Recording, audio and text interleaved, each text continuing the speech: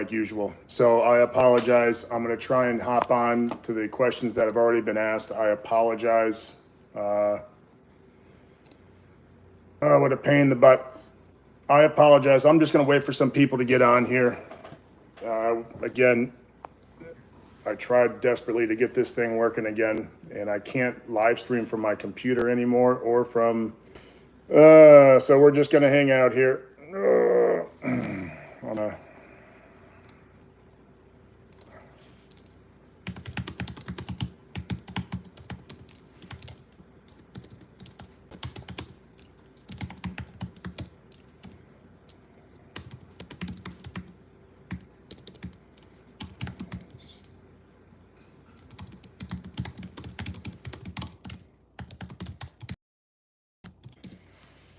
All right. I'll just wait to get some people on here. I got a bunch of questions. I'll get to them, the ones that asked. I don't know what's going on. All of a sudden, everything crapped out on my computer doing live streams the last 3 weeks. So I'm doing this on my phone, and luckily it's charged. So how is it buffering or anything crazy like that? I don't know. Let me know. I got to call the Geek Squad in here because I don't know what's going on. I thought we had this. So, again, if you have questions, I'm answering them again that are in the top chat from the original live stream. And then I will get to anything that's that you guys have down here that's in the chat. So, hope everyone have a great week. I have been doing a ton of rucking. I got a Go Ruck plate carrier ruck, and it sits super high up on my back.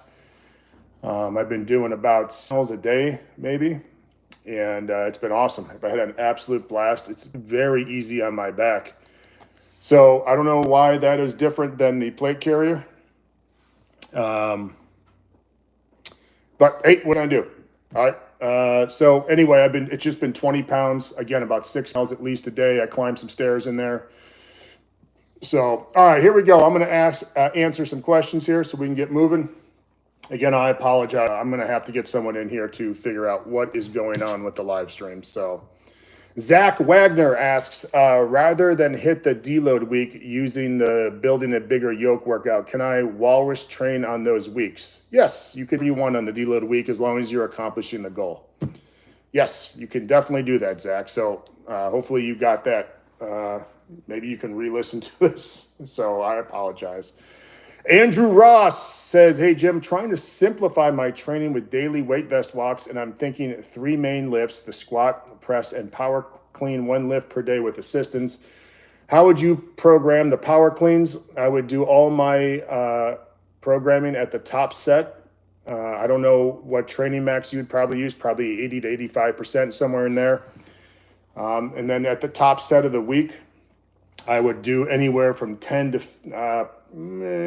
20 maybe total reps at that weight. I probably wouldn't do anything more than a set of 3 to 5 reps. I would also, just like with the 5-3-1 and Prilipin, I would probably put a plus or minus 5% in there. So if you're feeling really good, you can move up a little bit. You're feeling kind of bad, you can go down a little bit. So again, 10 to 20 total reps at the top weight, no more than 3 to 5 reps, and I'd add a plus or minus 5%, okay, for each. All right, we're good to go here. Awesome possum. All right.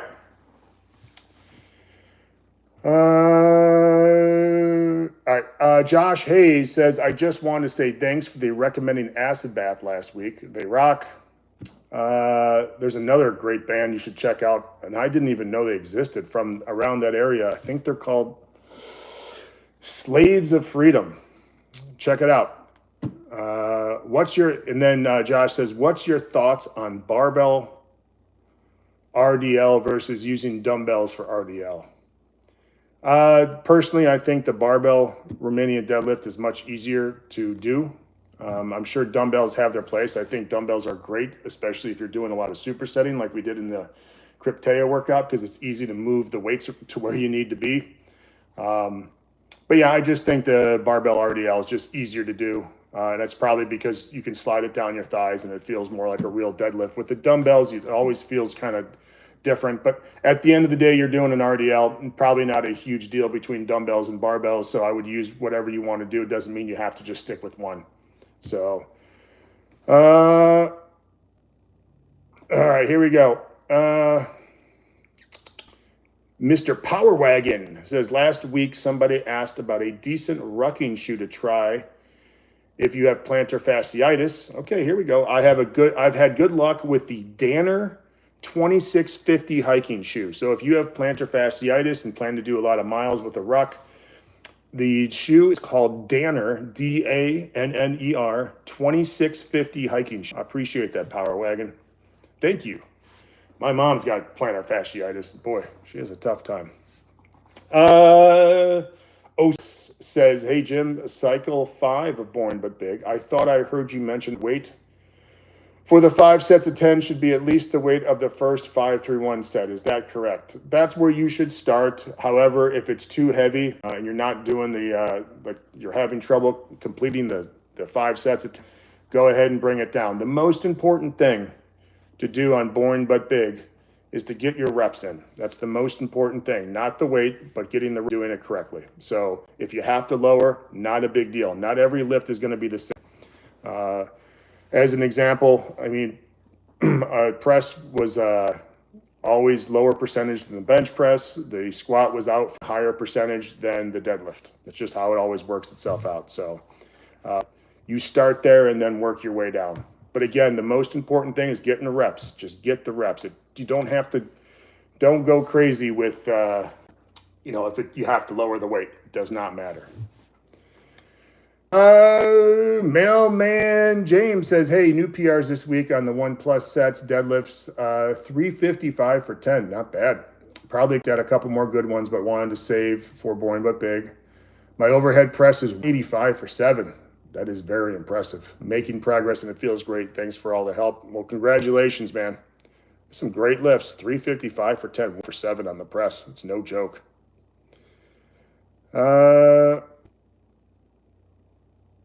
Let's see here.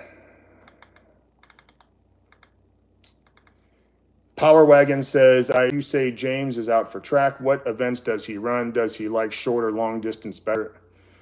Thank you very much for the live streams. I appreciate that, Power Wagon. So this is James's first year doing track. He's done the long jump, the 200, he also did the 4x2, his teammates, and he threw the shot put, which if you know James is skinny mini. Does he like or long distance?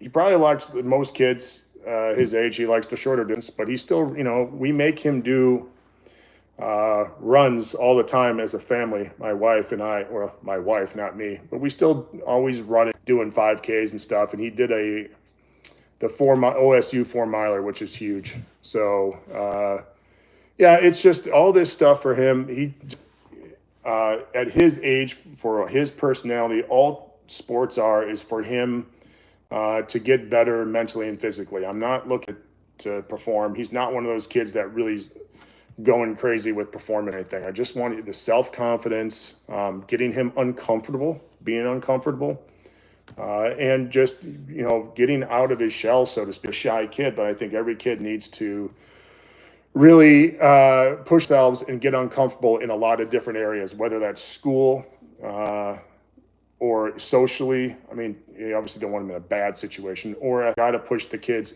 because they don't know what's best for them. They really don't. Tom Bryant says, is any ETA on the Walrus book? None. 0. I have no idea.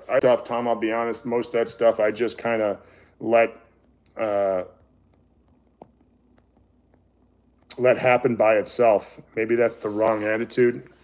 But I try to do the best job I can, and when it's done, when I feel it's kind of done, it's done. And then I just put the finishing touches on there. Writing books is not easy to do, I'll be honest with you, because one thing you'll do, at least for me, when I write a book, I try to, get the meat of it down, and I start asking myself, like, what questions, are going to be asked. And I go from there, and you try to answer them as clearly and simply as possible. So, Here we go. Here we go. Papa Yama says, hey, Jim. Oh, geez. Just listened to your interview with Alexander Bromley this week. It was great. Can you elaborate on your thoughts on frugality and not moving like an idiot? I don't know what that means. What's moving like an idiot? You seemed adamant about this. I'm not sure what you mean by not moving like an idiot. I guess, do I move like an idiot? I'm not sure, man. I apologize. Vingesh says, are you I show speed uncle? I don't know. Man, I don't know anyone. All right. We don't have a ton of questions here. So I know this is because I screwed this live stream up. So Vignesh says, I'm doing 5 push-ups, 5 jumping jacks, 5 sit-ups of 5 sets and bridges. Is that good, sir? If that's what you can handle right now, yeah, it's fine. You can definitely do more and build yourself to doing more. I've said this, like, you don't want to overextend yourself on a lot of this training stuff, but you need to start picking it up a little bit. We've said this, or I've said this, my wife does. Some of those, after a couple months of training, some of our kids are able to do, 50 minutes, 50 rounds, of 10 squats, 1 push-up, 1 pull-up and 5 push-ups. It's unbelievable once they get in good shape. So keep pushing, man.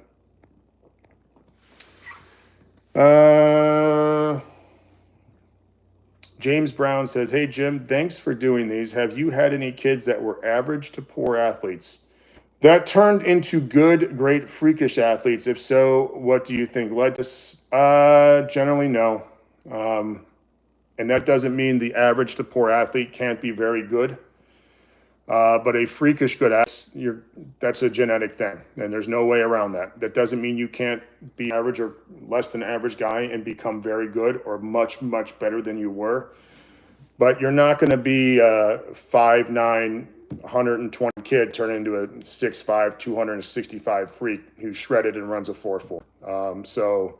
But I can say that we've had a lot of kids come through that were pretty good athletes. They're not great. They're not scouted by any Division I. They can play sports and compete and all that stuff. And I've watched them turn them into not just 1 level up, but maybe 2 or 3 levels up and absolutely dominate. And what the couple things are, one, they're always consistent. They never give up. Their attitude is amazing.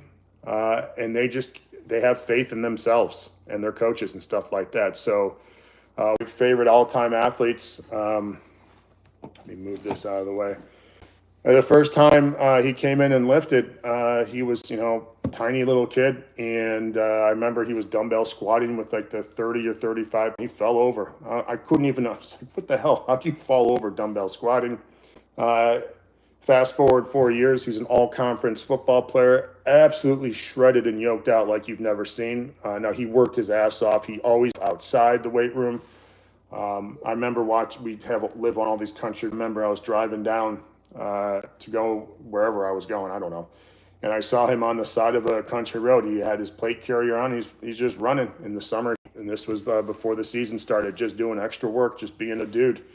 Not saying that's the smartest thing in the world, but I've seen a lot of kids that you would never understand. Maybe when they were seniors, you watched them go out and kick ass. But if you saw a freshman, you'd have no idea. And our entire, most of the team are built with kids like that. Kids, you're like, wow, I don't know where this kid's going to go. And then 2 or 3 years, they're absolute dudes. So it happens. But your next athlete kind of stuff, James, is that's a genetic thing, man.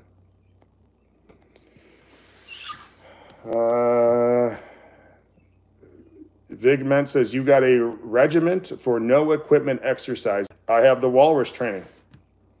So I checked that out. Got a lot of weight and weight vest stuff or plate carrier, whatever you want to wear. Yeah, there's a whole training system. There's videos on it. There's tons of articles and Q&As on it. Check that out, man. It saved my life and it's super fun to do. Osiris says, a follow-up on the boring but big question. Regarding speed and power of those lifts, they should be not grindy, correct? Grateful for these live streams. In general, yes. I mean, you might be a little slower lifter, and so they might look grindy to the average eye, but you should have some pop to them. And it's obviously getting, at the 40 and 50th total rep, it's going to slow down a little bit, and that's fine. But you always want to try to be pushing fast. But again, make sure you're getting the repetitions. I can't stress that enough. When we do that, when I'm with someone one-on-one and they don't have the power to screw up the weights on the bar, I'm always making sure it's certain portions when we're doing some of the more what we call hypertrophy work or whatever you want to say. I just worry about the reps. I don't care about the weight. I will strip off if they're not getting the reps based on how I want them to be. And they get a little frustrated, some of the kids. And then, 6 weeks later, they put on all this muscle mass. They've gotten stronger. And I'm like, dude, don't worry about the weight on the bar. Just trust me. And it always works itself out. So, yeah. Lemon says, have you ever dealt with really bad SI joint pain from squats and deadlifts? And if so, what do you do to alleviate them? I suffer from some of the most debilitating SI joint pain. If you can put one leg in front of the other without bending over, then that's pretty much what my joint pain has, my SI joint pain for the last 4 years. I've had a lot of issues. I've had to walk around my house completely bent over. I've had to crawl. I couldn't get out of a chair. It's as worse as you can imagine. I couldn't lift my hands over my head. If I was going to do chin-ups, I had to throw one arm up, and then Mason would lift up one arm when I was doing stuff. So yes. How do they alleviate that? I don't know. I still suffer from it. There's some mobility stuff that I think can help, but it doesn't always help. I really worked on my psoas and my glutes, not just mobility, but strengthening, stuff like that. It's not really strengthening, I don't know. The thing that I think helps is the foundation training from, oh my God, I always forget his name. I apologize, Eric. I can't remember his name. But foundation training has been wonderful for me, but that's more of an overall back thing. And the McGill 3, if you can do it. I couldn't do the McGill 3 for a long time. It was too painful. So, yeah. So I would just look at your hips, hip mobility for me, and you got to learn to get out of it. God, there was another guy that did a really good job on an SI joint pain video called, I think the name of the YouTube video is Yoga Body. It just has SI joint. It was like 5 exercises. It worked pretty well. The other thing is if heavy squats aggravate your SI pain, stop heavy squatting until you figure it out. Like, we know it's going to hurt it, so stop doing it and get it back and get it healthy. There's no point in doing something if you're going to end up in pain and you can't move. It's just absolutely stupid. So that's one of the big reasons why I stopped doing a lot of the stuff, was it just caused me pain. And when I was younger, I could deal with all that stuff, and it wasn't as bad. I'm not that bad. But after a certain point, like, I want to be able to walk in the morning, and if you can't walk, it's not good. So my advice to you, stop squatting and deadlifting, fix it, and find ways around it. That's my massive advice. So at what point would you add a weight vest to walrus work? Once you hit a certain number of reps per squat, pull-ups, push-ups, what would those reps be? No, I think you can add it whenever you want. Have to change the total amount of reps. But if you're able to do, your pull-ups and be able to complete the workout in like a normal time, then yeah, add it. And even if you don't, screw it. Who cares? I would not probably, if you're a new weight vest or plate carrier, just make sure it's not terribly heavy. You don't need to set a all-time record. You're not going out to war or anything like that. So I would, if you can do pull-ups with the 20 pounds or 15 or 10 pounds or whatever it is, go do it. 10-pound vest, and he does his a lot of his walrus work with a 10-pound vest, and he can do it because he can. And we obviously don't do the same amount of reps as we usually do, but we just cut it back and we just adjust based for that day. So yeah, I don't think you need like a certain point to do it. No, all right. As long as you can do it, go get at it. I don't think you need to do it all the time though.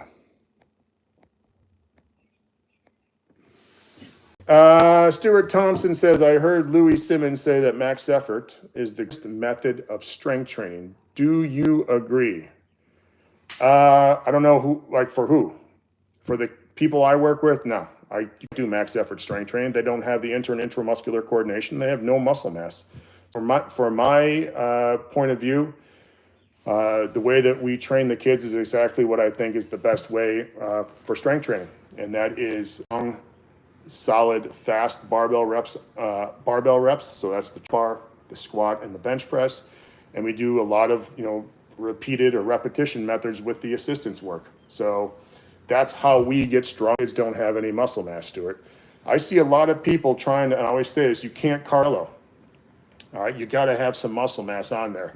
Now, for guys that were at Westside who already have a ton of muscle mass, yes, the max effort method is great. The problem is it's going to burn you out too. So you have to be smart, and that's why Louis, ready, concurrent training, we did dynamic, we did max effort, and we did repetition method. All of them have their place in the strength training world. We mainly use the repetition method for building strength because, again, we don't have a lot of with a ton of muscle mass. Most most average dudes don't have a ton of muscle mass. So, okay.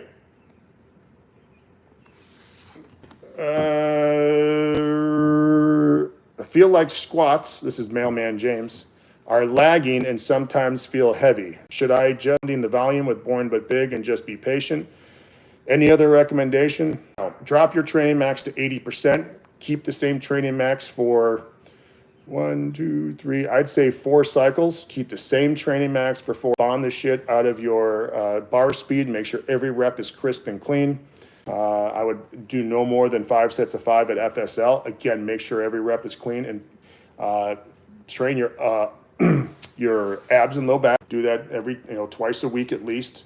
Back raises, obviously, any kind of ab wheel, weighted sit up, hanging leg raises. Make sure you build up that core strength, and then maybe during those 6 weeks, that 3 or 4 cycles, really train your legs in a different way, whether that's rep leg press, you can do that. You can do lunges, high rep body weight lunges, dumbbell squats, belt squat stuff. Start pushing the leg, high volume leg stuff without the squat. I'd keep the squat low, training max, fast, crisp reps, train the core, do some what I call dumb leg work.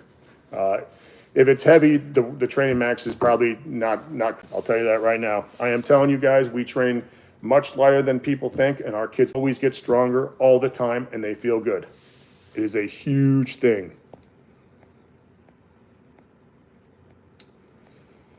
Robert Gaines says, I think you recommend doing less volume at the age, less volume on the barbells. I'm 63, doing 5 through 1 Born But Big most cycles, and have added 5 to 10 sets of walrus work for assistance. I feel great. Listen, Robert, if you feel good and everything's working, keep doing what you're doing. Keep doing what you're doing.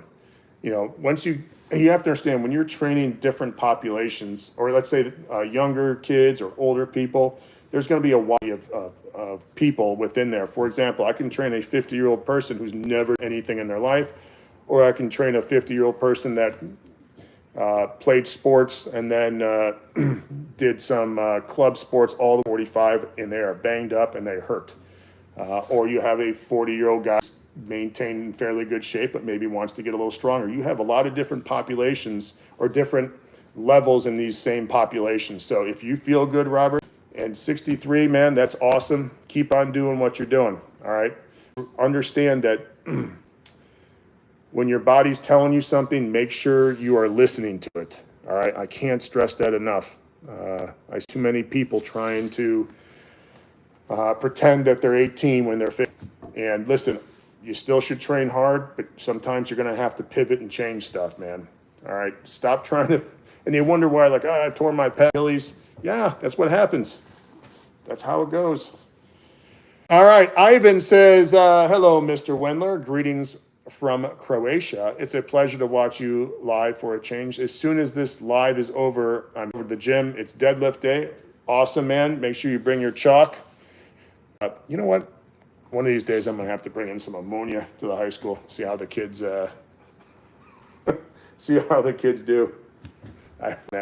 going to be an absolute insanity. I don't even know if I have any. I don't think I have any ammonia here. So maybe stuck up in the weight room somewhere in my garage. But good luck. Eric says, did you ever have a sumo deadlift phase? No. I had one meet, one meet, I just did like a modified sumo out of nowhere. I was like, screw it, I might as well try it. I was never very comfortable. Most important thing, Eric, is I have really poor hip mobility. Getting my legs out the side would kill me. I couldn't even bend over. So I did not. People get all weird about that. Like, there's like a point, I think, in everyone's training life where they start debating all this stuff that you get older, you don't realize don't matter. Like where you put the bar on your back, or if it's close grip or medium grip or wide grip on the bench, or sumo or tight list versus dead stop. It really doesn't matter that much, guys. Be consistent, give great effort, you'll be fine. But no, I've never really, again, other than trying it at a meet, which was probably not the smartest thing to do since I hadn't done it, but it was fine. Richard Stewart says, hey Jim, I want your thoughts on replacing a lower body strength day with hill sprints. Yeah, go ahead and do it. Listen, just give it a try. If it doesn't work itself out, you can just go back to what you were doing before. Remember, you can pivot and do some different stuff. And if it's not working, man, go ahead and, dump it and then go back to what you were doing. Listen, you have a very short lifespan. I know sometimes it feels very long, especially on days you have to work and you're sitting in the office or doing whatever, spending time with your mother-in-law or whatever. But you don't have a ton of time. Go ahead and try different stuff. You don't know. And Vince made besides squatting, probably made the big difference in my leg strength and speed when I was in high school. Bar none. I wish I had access to a really good hill in college, but I lived in Tucson. And I didn't have a car for a lot of the time. Not like I could drive anywhere. And obviously you're in the desert. So yeah, go ahead and give it a shot, Richard. If it doesn't work out, just go back to what you admit. Like say, listen, I'll do 1 month. 1 month, I got hill sprints once a week or whatever you decide to do. Yeah.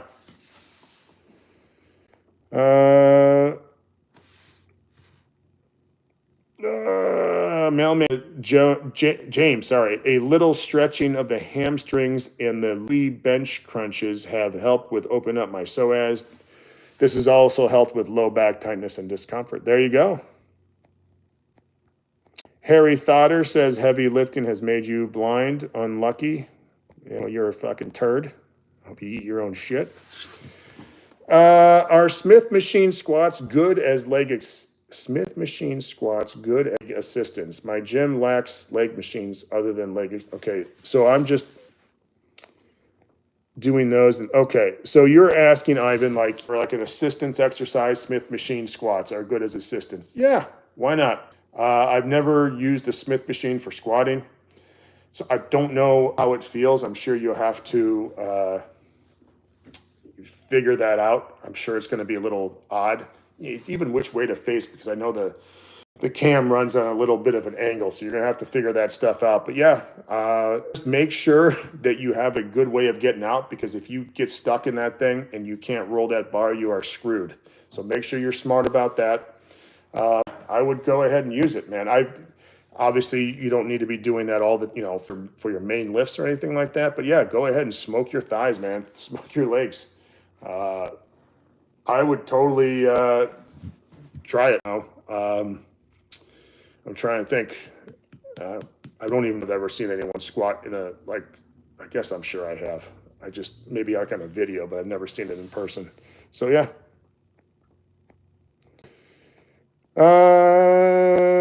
Harry Callahan, I says, I prefer the original Boing but Big to the beefcake. Will that be okay? Of course. Yep, of course. I don't know what Willie T. I'm not sure what you're asking about your shoulders. So I'm not just. Lemon says, are you a Black Dahlia Murder fan?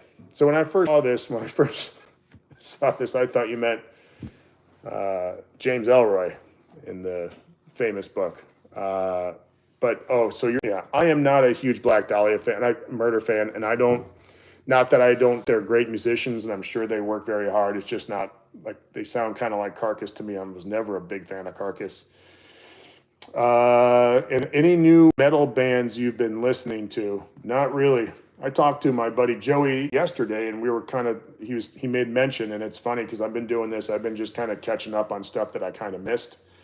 So there's a couple new metal, but for the most part, I'm trying to think of when I train James, he has to listen to whatever I want.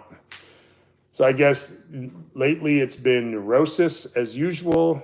We listen to, oh my God, one of the Electric Wizard albums. I can't think of it.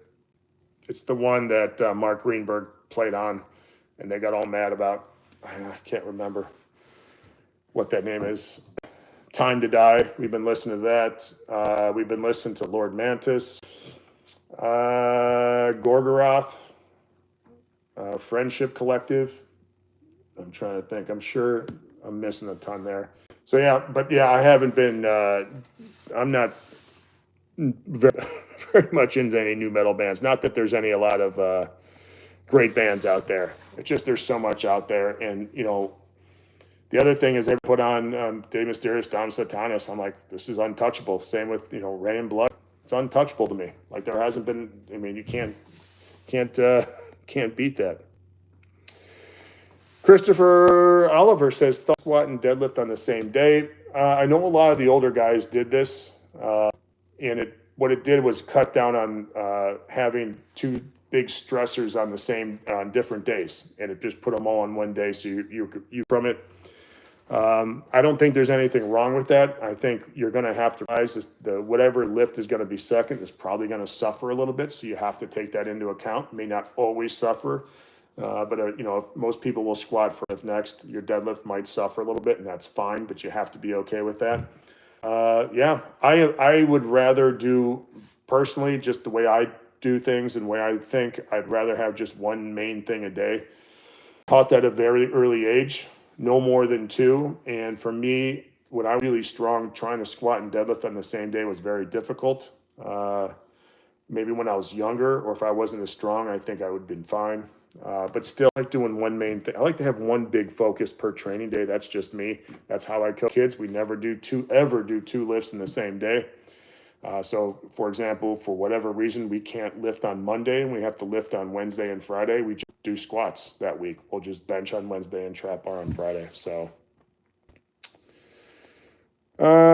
Stephen C says, hey, I've been doing nothing but barbell work on the bench, squat, overhead press, and deadlift. Okay, injuries, but I think I'm having difficulty recovering in bed, 7 to 8 hours of sleep, but several times at night. Stephen, there's a lot of things that could go into that. I don't know if it's just the barbell work. I have a high, unless you're doing like 2 hours work of each day of barbell work. I don't think that's the reason why you're not sleeping or why you're waking up. So I would probably look at other factors. So, and listen, there's nothing wrong at certain points in your life if you just want to do bell work or if you just want to do dumbbell work or whatever the hell you want to do. There's nothing wrong with it. But I don't personally, the best thing about the barbell is also the worst thing about barbell. I always say the barbell giveth, but the barbell taketh away. And the stronger you get, the more stress that the barbell will put on the body. And I'm not mean like joints and stuff. It's just tiring too.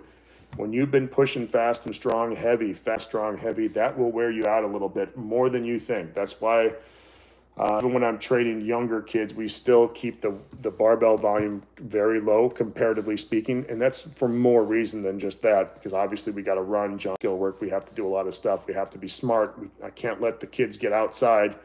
And listen, if you're an athlete, you can't sacrifice the weight room for skill and running. You still have to have a good balance in there. So, but honestly, Steve, the barbell, maybe it is, I don't know. So there's probably other factors at play.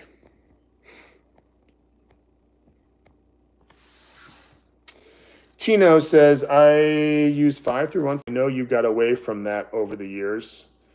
Yeah, I'm not terribly interested in powerlifting if that's what you're asking or that's what you mean. So yeah. A lot of people tell me I can't use that program to meet prep. I think they're full of shit. Am I wrong? No. Listen, there's no bigger people. More people overdo meat prep else in the training world. They think it needs to be this crazy science meat prep and peaking and all this stuff. It really, I don't think that at all. Generally, and I've said this for the last 30 years, the most important meat is the 16 weeks or however much you prep. That's way more important than the last 2 weeks. The only thing you have to remember, regardless of whatever program you're doing, is don't do the meat before the meat. You should be training so hard and so consistent with, and you should be doing all your other shit right, your food and your sleeping and all that stuff. There will be no surprises on meet day. And I see all these people trying to basically do like the meet 2 or 3 times before the meet. I got to opener. Listen, if you've been training hard, I wouldn't worry about any of that stuff. I never, because I knew I trained hard, I will be fine. Things will take care of themselves because I'm mentally and physically prepared. So listen, people they nitpick all this stupid shit. It's unbelievable to me. Unbelievable. Go out there and compete. Be a dude.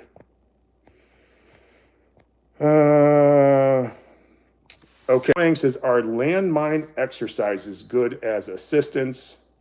Listen, I know like people they do this weird thing with their doing like this twist. I'm not. Does it mean you can't do it? No.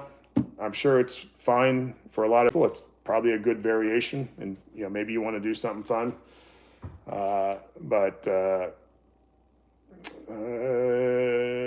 My kids do landmine exercises, so I guess that should tell you everything. Doesn't mean you can't try them every once in a while and have some fun, but it's not going to make or break you. All right. So again, you want to do it, Albert, man, go ahead and do it. People make it sound like, God, that weird thing where they pick it around, they do like a weird clean. Just do a barbell clean.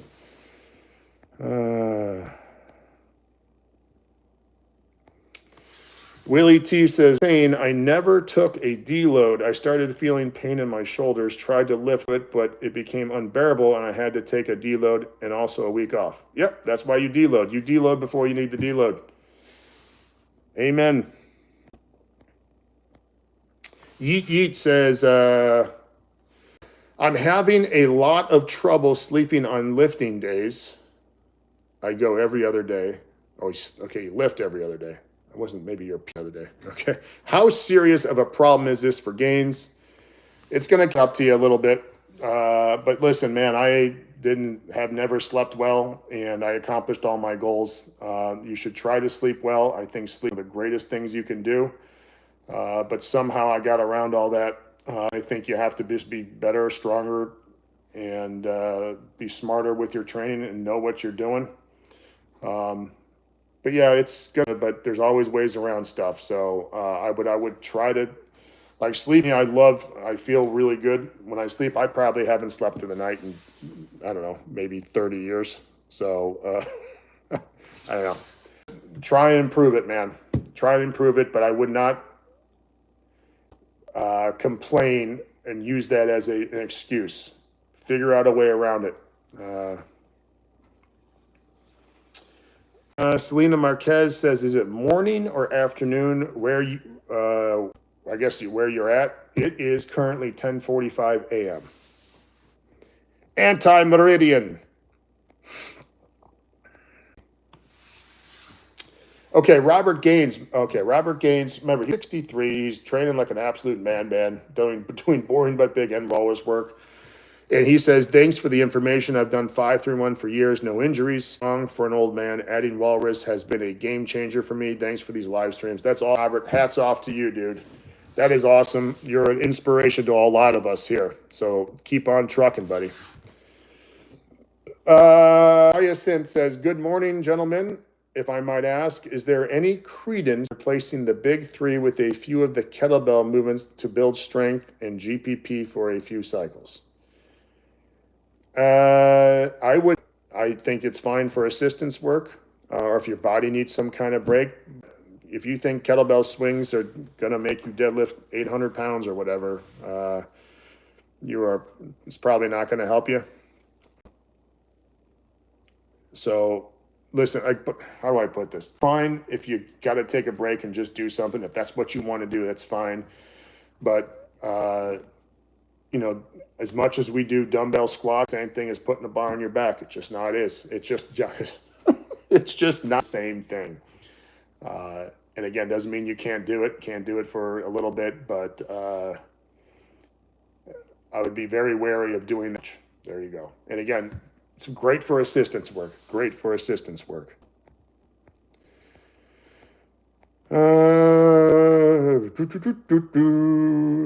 Okay. Walker says, what would you recommend for strength training for someone who does martial arts 3 times a week and has 2 days to lift weights? What I would recommend, I would have 1 lower body main lift. So try deadlift, whatever you figure you can recover from is most important for you. And I would probably have the press on the second day. On each of those days, I would make sure that you have full body assistance. So you do something for your lower body, some upper body push, something for the upper body pull. So I do 1 main lift. Again, one day would be, the main lift would be lower body, squat, lift. Another day would be probably the bench press. And then you would, so for after, then both days you would do upper body push, upper body pull, and something for the lower body. So for example, on the days that you, let's say trap bar, you do trap bar, your reps are all fast and strong and solid.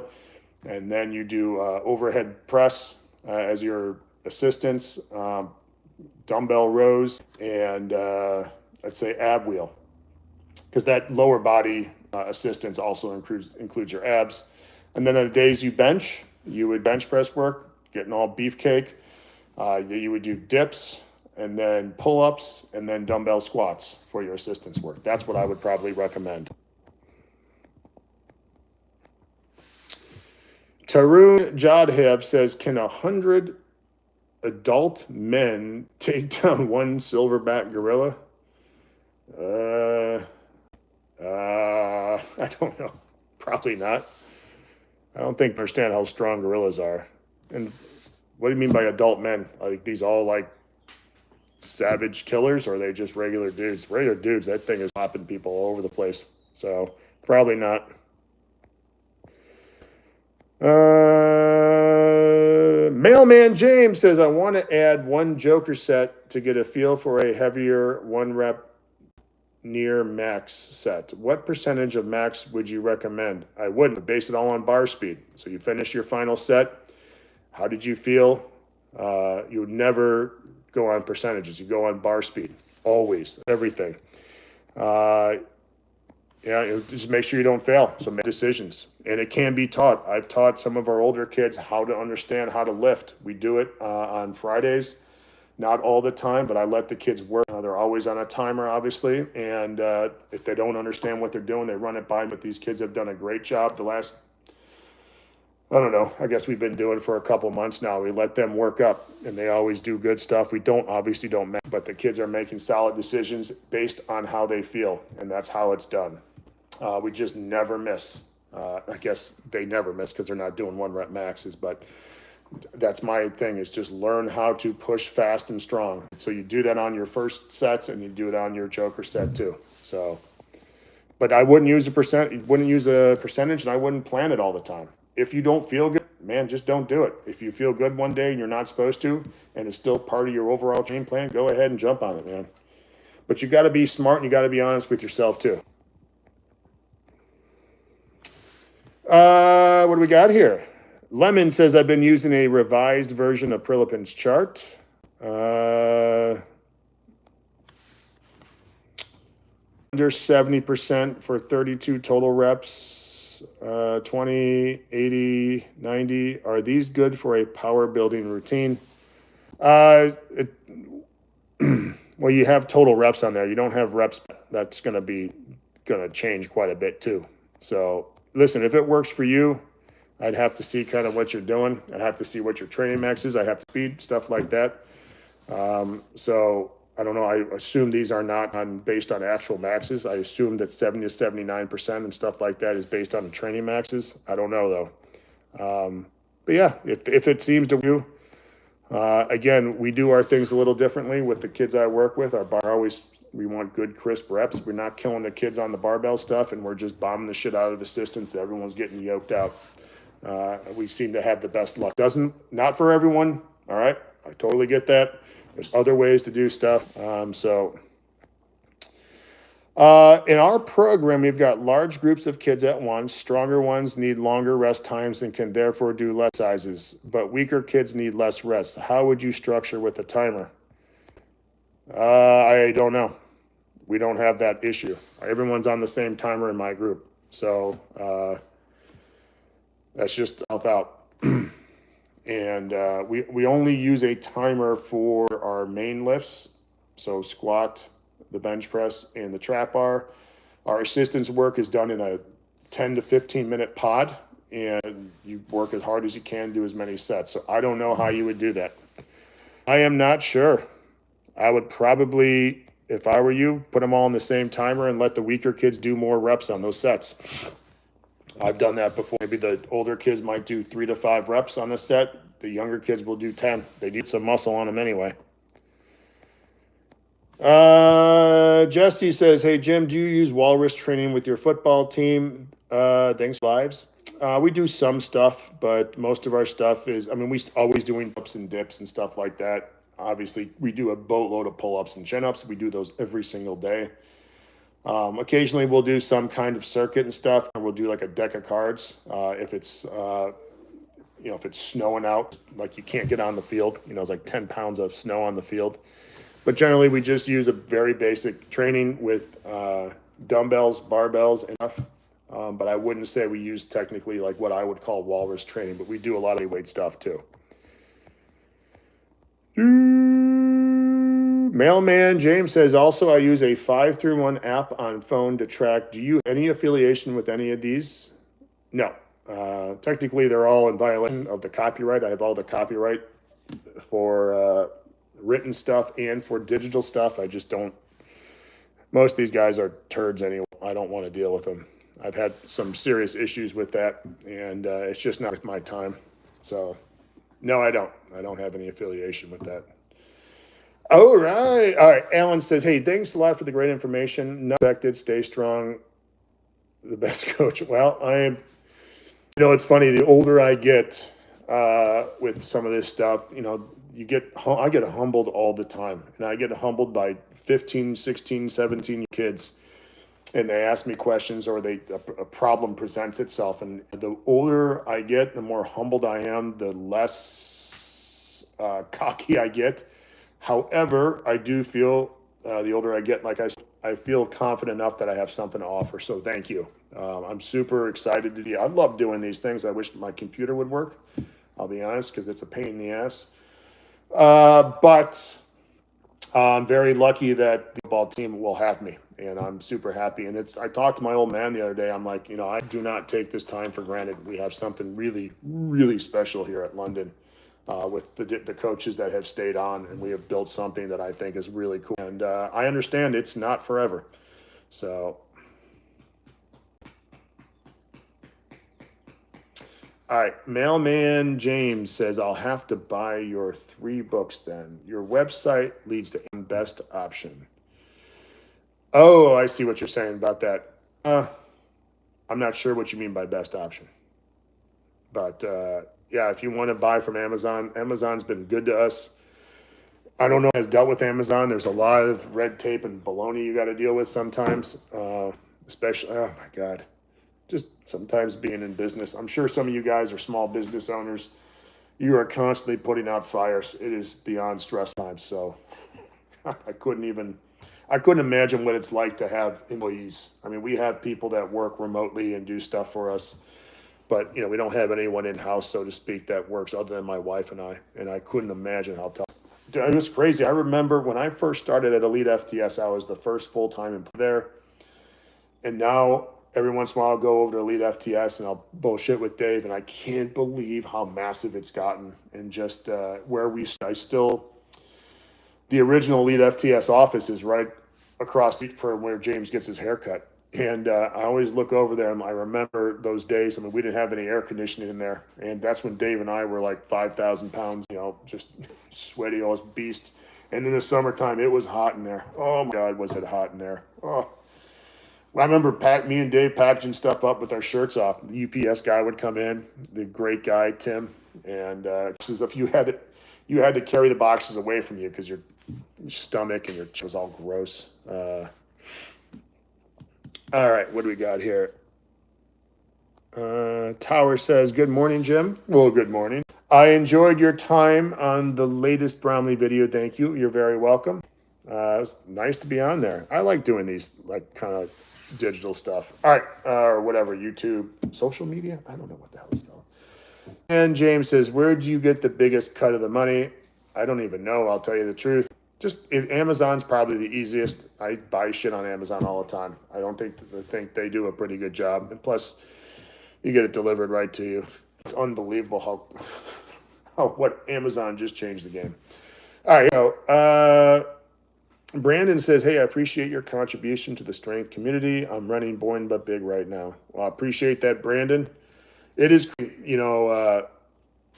I get messages quite a bit, people that are obviously much younger than me that kind of, will send me a note. And it was just like the first time I realized I was getting older. It's when I'm coach like, dude, I grew up reading all your stuff. And I was like, what do you mean you grew up? I was like, oh my, but hey, I still feel young as shit. I'll tell you that right now.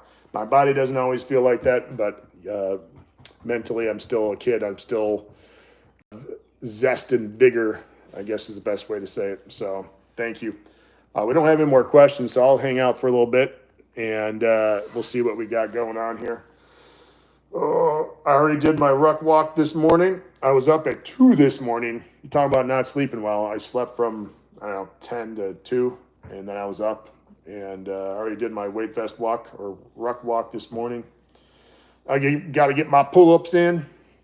And, what I've been doing the last couple of weeks? I've been doing double overhand fat bar deadlifts.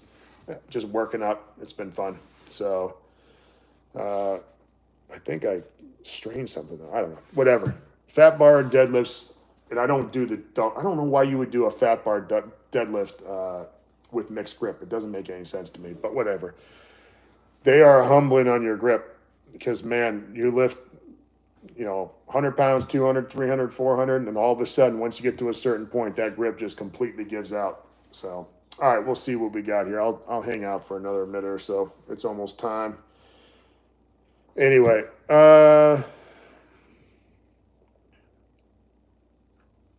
Plum says, I'm having a mental block. I keep thinking I need more volume and frequency. Is this something you get over with time?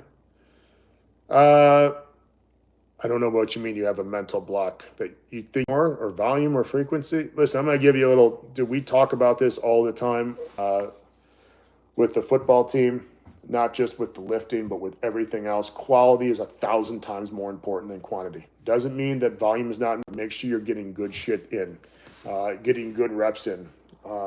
And if you had to squat like 5 times a week to get stronger, then I don't know why all our kids get stronger. They squat once a week. They don't squat during the season either. And somehow, once we get back, they're kicking ass. So I don't know. Yes, you should. You will get older in time if you adjust your attitude and adjust your way of thinking.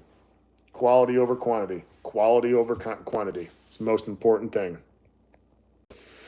Lemon says, do you have any specific weight vest you use? I've been thinking of trying it for some longer hikes. I have an X vest and a 511 plate carrier. Those are the ones that I use in the weight for push-ups and squats and all that other shite. I have recently, the last, 4 weeks or so, used a Go Ruck plate carrier. It's right here. It's just 20 pounds. It's been a savior for my back. I just my phone. It's been a savior for my back. It rides really high, has a nice strap right there. Love it, love it, love it. Again, I do about 6 miles a day. So it's been awesome. And the fact that I can do it without has been an absolute godsend. So I would not probably do my squats, push-ups, and chin-ups with that thing on. I would use the plate carrier or the X vest, but for walking, this thing has been awesome. But you can also, for years, I would wear a regular weight vest walks too. It's just easier for me. So, Chris, me. I don't know if I'm whatever. It says, hey Jim, I love your stuff. Running 1,000% awesome. That's great. I still remember when I first wrote that and put it up on the forum. There's a bit of a trend lately with burpees. I'm curious on your take, programming them, their values, etc. We occasionally do burpees with the London football team. We use them as a warm-up or a mobility movement. We do not use them as an exercise per se. I don't think they have a ton of benefit. Kids that I train, doesn't mean that you can't use them or other people don't find value in them. For what I'm doing and for the kids, the average dudes that I train, we need muscle mass, and it's much more efficient to do scrap bar, dips, push-ups, and all that other stuff in a consistent manner. But I think there is value in the burpee, especially just as a warm-up and mobility movement. I think it's really good, really good. But again, I know other people love it as part of like the main part of their training. That's fine. I think there's limitations, obviously, with the loading. I think there's, I think it's fun for a challenge, but just for an overall training thing, for most people, probably not do it. And I think there's a lot of low back issues I think you're going to have that, especially for some of the older population who lack the mobility to actually get into the full squat and kick their legs out. It looks all weird. I've seen it happen. But hey, listen, if like I know Iron Wolf is an absolute dude with that and he kicks ass, it's perfect for him. But it's not perfect for everyone. Just like squatting with a barbell on your back is not great for everyone. Then we have to pivot and do something different. So, but yeah. Ivan says, I was just thinking how to incorporate some forearm grip training. I have no clue what to do. I have not much feeling in these two fingers, believe it or not. I don't know why. I'm sure I can take a wild guess why. And I had trouble hanging on to deadlifts all the time. This was when I was basically when I started powerlifting. I don't know if it's nerve damage, doesn't matter. It just presents itself. The number one thing I did to improve my deadlift grip, I don't know if this is what you're talking about, Ivan, is the high rep dumbbell rows. I train the shit out of them once or twice a week, like croc rows, stuff like that, or some version of it. And the other thing is double overhand shrugs, just loading up 315 and trying to do as many, trying to get 30, 40, 50 total reps or whatever weight that works for you. I would rather, if I was doing if I wanted to get my forearm stronger, I would do a lot of rope chins, towel chins. I would do a lot of rope climbs or rope. I have a huge rope out here, out there, I guess, technically, that I attach to a sled, and you just do hand over hand. It's like 120 feet or something like that, 110 feet. I don't know if I would do anything that was perfect, or perfect, that was just forearm related. I'd rather have it performance related. So basically, Ivan, what I'm telling you is I don't really know about that stuff with that, other than what I just told you. I don't in that stuff at all. Sam Coit says, what's your thoughts on no FAP and semen retention? What the fuck? Dude, get a girlfriend. I don't know. People don't really do that, do they? What's wrong with people? Why would you even tell anyone? I didn't masturbate today. I want everyone to know. My balls are full. That's so weird. Plum says, thank you. Also, what's your thoughts on Jefferson curl, aka rounded back deadlift? Overrated, underrated? Probably overrated. People act like that's going to cure everything. It's not. Like I said, if it's done correctly and done with the right people, it's probably fine. But the problem with most social media and all this crap is they put something up there and they say this is going to cure everything, and then you realize they've never had anything wrong. Like their version is they got a little tweak. Oh, yeah. Talk to me when you've been crushed fucking car and squatted $1,000. Okay, says you recently started training again. What? Picked a full body workout from the Forever book. I feel a light discomfort in my knees when I squat. Would you replace the squat with something else? No. Figure out what's wrong with your knee. It could be something as simple as foam rolling your IT and making sure your legs are warmed up. Make sure you're squatting correctly, right? That's a huge thing. Obviously, technique has a lot to do with it. The other thing I would probably do is I would get some knee sleeves. So it definitely wouldn't stop me if I had light discomfort in squatting. Eric Lewin says, any funny or embarrassing weight room stories you feel like not really. Anything. I wouldn't share a lot of stuff with people, at least not online. I don't want to sell anyone. I end up looking like an idiot. So I saw a video where Louis said George Halbert did a shit ton of gymnastics ring push-ups. Have you included these in your training before? Yes, I did a ton of them. Sold TRX strap. I made my own. I just got the D handles. I bought some chains from Home Depot, hung them from the chin-up bar, and I just did that. And I always put a band around my, my hands and around my neck with an average band, and I always did sets of, I don't know what I did sets of, but I would try to get 50 to 100 reps on Sundays. Yeah, love those things. Metalhead Lifting says, what bands are you listening to lately? Well, I just kind of answered this, 30 minutes ago, but Neurosis, Lord Mantis, Gorgoroth. I'm trying to think. Listen to Time to Die by Electric Wizard. I love how they produce the bass and the guitars in that. Trying to think. The new Scour, I think, is amazing. I'm sure you guys have heard that because that's been making the waves, so to speak, I guess. I don't know. I always listen to like the basics, man. Mayhem. I always listen to the Misfits, so.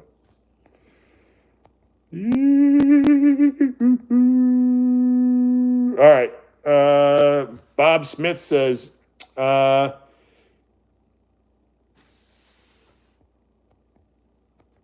is Bob Smith asking? It says, is it similar to the situation of where if you have some fire, you can either cook or burn down a forest? Cook food. Not sure what you're asking there, Bob. Sorry.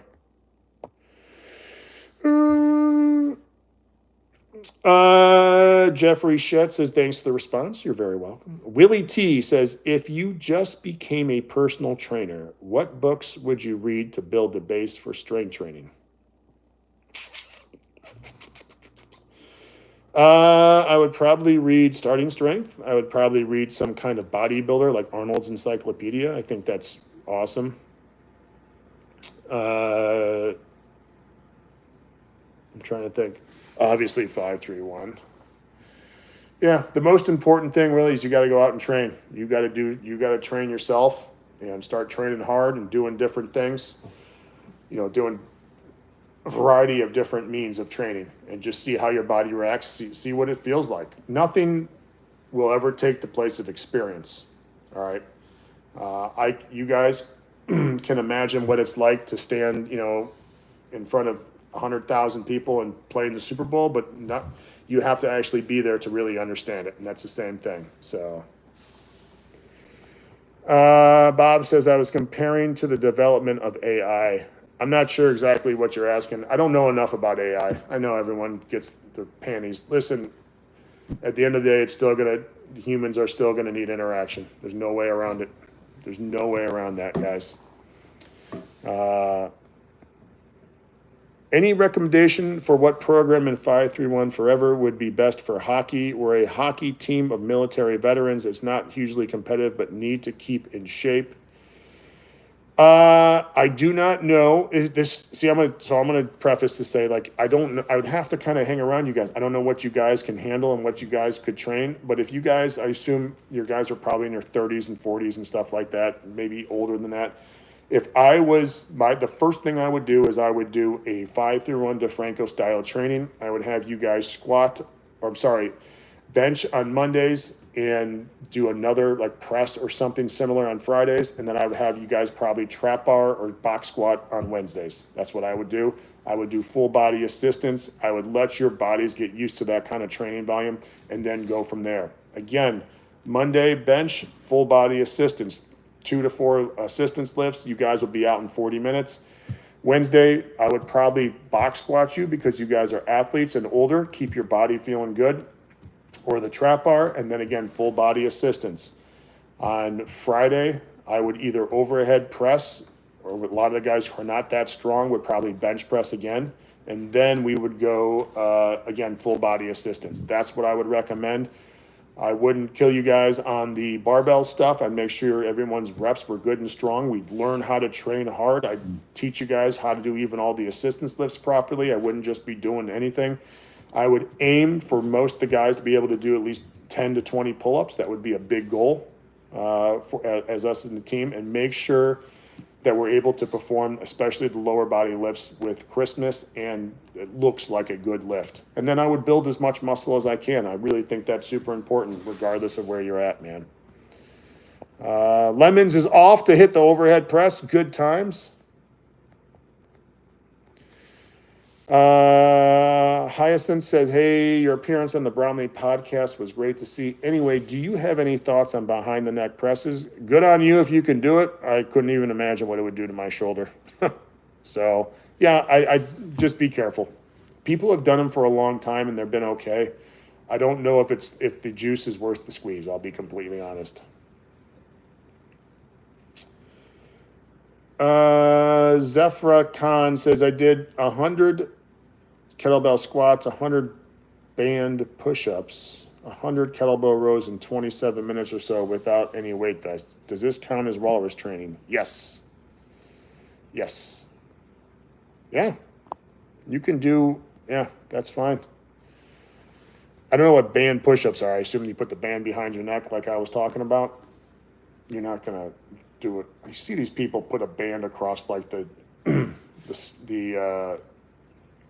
spotting pins, and they do those push-ups. It's uneven. It's shaky. All right, whatever. All right. We're going to roll out of here, guys. Thank you, Willie T. Coffee's on me. Willie, you should know I never buy coffee out. You want to know why? Because most coffee doesn't, like I make my coffee so strong. You can ask Vincent DeCenzo sometime about having coffee on me. Did not do Vincent's stomach well. And yeah, so, but thank you, Willie. I appreciate you. And I will have a large cup of coffee tomorrow. I only drink one cup of coffee a day, but it'll melt your hair. So anyway, thank you guys for showing up. We got to call in the old Geek Squad or something to figure out what the hell's going on with this shit. So, but thank you guys for everyone who showed up. Thank you for the questions. I appreciate it. Thank you for being patient. I will talk to you guys next week. Whether or not it does something good, I don't know. Hopefully it is. Let's see, anything else going on? As always, real quick, as always, if you do something awesome this weekend, conditioning, push yourself, have some fun, be miserable. I don't know I think I might have a plan to this weekend for something dumb. We'll see how my body reacts. So, love you guys. Thank you. Bye-bye.